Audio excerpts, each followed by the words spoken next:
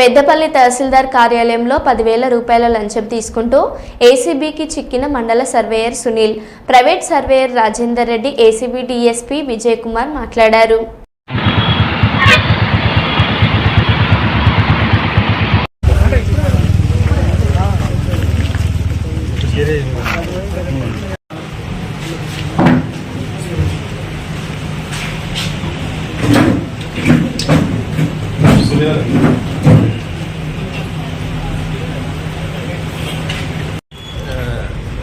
నమస్తే అండి, నేను విజయ్ కుమార్, డిఎస్పీ, ఏసీబీ కరీంనగర్. ఈరోజు యాక్చువల్గా ఇది లాస్ట్ మంతే అయింది. పి సునీల్ అనేసి mandal surveyor and private surveyor K Rajender Reddy, వీళ్ళిద్దరు కలిసి యాక్చువల్ ఒక సర్వే రిపోర్ట్ ఇవ్వడానికి కోసము 20,000 కంప్లైంట్ దగ్గర నుంచి డిమాండ్ చేయడం జరిగింది. కంప్లైనెంట్ ఆన్ హిజ్ రిక్వెస్ట్ దాన్ని 10,000కి రెడ్యూస్ అయింది.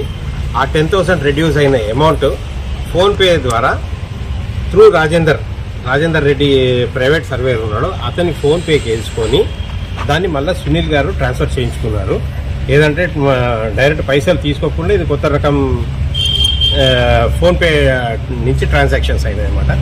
దాని మూలంచి ఇప్పుడు మళ్ళీ పర్మిషన్ తీసుకొని మేము ఆర్సీఓ అంటే performing there regular duties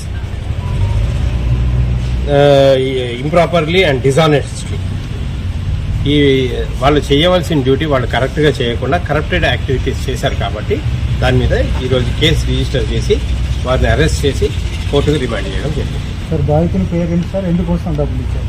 survey చేయడానికి, అంటే అతను ల్యాండ్ సర్వే చేయడం కోసం. బాధితుడి పేరు మేము చెప్పకూడదు, అందుకే చెప్పట్లేదు. ల్యాండ్ సర్వే చేయడం కోసము లాస్ట్ ఇయర్ ఆల్మోస్ట్ 8 months అయిపోయింది అతను అప్లై చేసుకొని ఇక్కడ. అప్పటి నుంచి దాన్ని డిలే చేస్తున్నారు. కొంచెం డిలే ప్రాసెస్ కాకుండా తొందరగా చేయమని రిక్వెస్ట్ చేసుకుంటారు. డిలే అయిపోతుంది ఆయన పేరు మీద ట్రాన్స్ఫర్ చేసుకోవడానికి.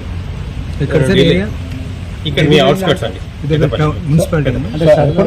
ఎప్పుడు రూపంలో ఇచ్చేవారు కదా, ఇప్పుడు ఫోన్ పే ద్వారా చేశారు కదా, దీన్ని ఎట్లా మీరు ట్రాక్ చేశారు?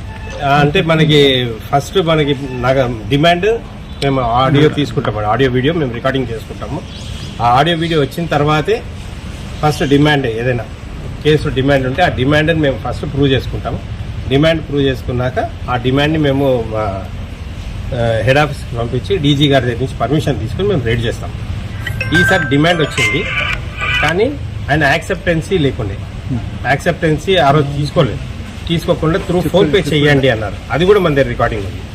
ఆ రికార్డింగ్ మీద ఫోన్పే చేసాము. ఫోన్పే చేసింది ఎవరికి వెళ్ళిందో ఫోన్పే మన దగ్గర ఉంటుంది, ట్రాన్సాక్షన్స్ ఉంటాయి కాబట్టి ఆ PhonePe transactions exchange of A2 దగ్గర నుంచి, అంటే రాజేందర్ రెడ్డి దగ్గర నుంచి సునీల్ గారికి ట్రాన్స్ఫర్ అయిన అమౌంట్ కూడా ఉంది. అది అంత తీసుకొని మేము ఫోన్ చేసినప్పుడు రికార్డింగ్ ఫోన్ చేసి రికార్డింగ్ లేకపోతే కొంచెం కష్టమే, ట్రాక్ చేస్తాం.